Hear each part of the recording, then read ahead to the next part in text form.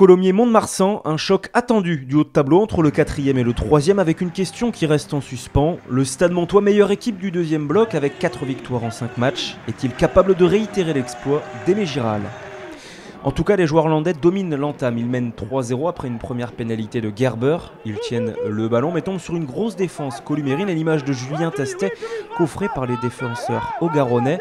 Mais le 3/4 centre columérin se met à la faute. Il rentre sur le côté du ruck. Pénalité logique accordée par Monsieur Delpy.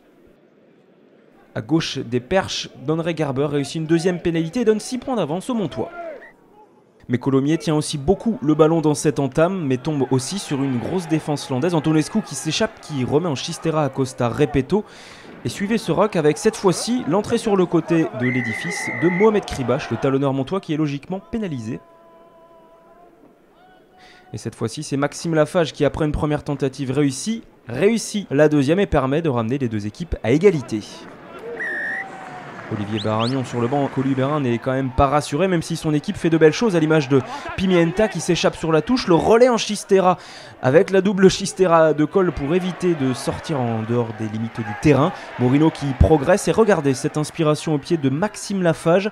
Coup de pied millimétré qui arrive dans les bras de Randall Kamea qui aplatit le premier essai de la partie.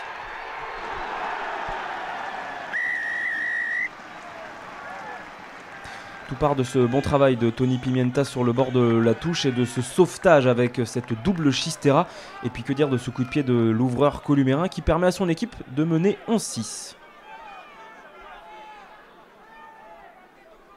C'est d'ailleurs le score au moment de retourner au vestiaire avec le visage fermé de Christophe Lossuc, car Mont-de-Marsan est copé d'un carton jaune en première période et souffre de cette indiscipline. Le deuxième acte démarre tambour battant avec, regardez, Johan Laoussa-Spiazou qui est sous pression après ce coup de pied rasant.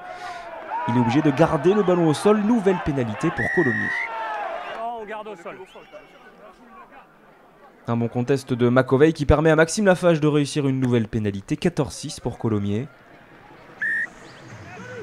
Mais les choses se gâtent pour Mont-de-Marsan qui est vraiment indiscipliné dans cette deuxième période et qui ne voit pas beaucoup le ballon. Colomiers insiste avec cette percussion, ce pick and go de Marius Antonescu. Et c'est John Charles Hassel, le deuxième ligne, qui se met à la faute. Nouvelle pénalité pour Colomiers qui mène 17-6. Les Columérins qui se dirigent tranquillement vers un succès logique dans cette partie. Mais Mont-de-Marsan se réveille dans les dernières minutes avec Mathieu Billou qui profite de l'avancée du côté gauche de sa mêlée pour aplatir le premier essai montois de la soirée. David Abradou n'a toujours pas le sourire, même si on revoit quand même au ralenti cette belle inspiration du demi de mêlée montois. Les Montois ne sont qu'à un petit point du bonus défensif, mais la transformation est manquée par Gerber. On en reste donc sur ce score de 17-11. Colomiers réussit à gratter l'ultime ballon d'attaque pour les Montois et peut se dégager en touche. 5e victoire de la saison à Michel Bendichou pour Colomiers qui rejoint le Stade Montois à la 2e place du classement. Les joueurs landais de leur côté mettent fin à une série de 3 victoires consécutives et rentrent bredouille dans les Landes.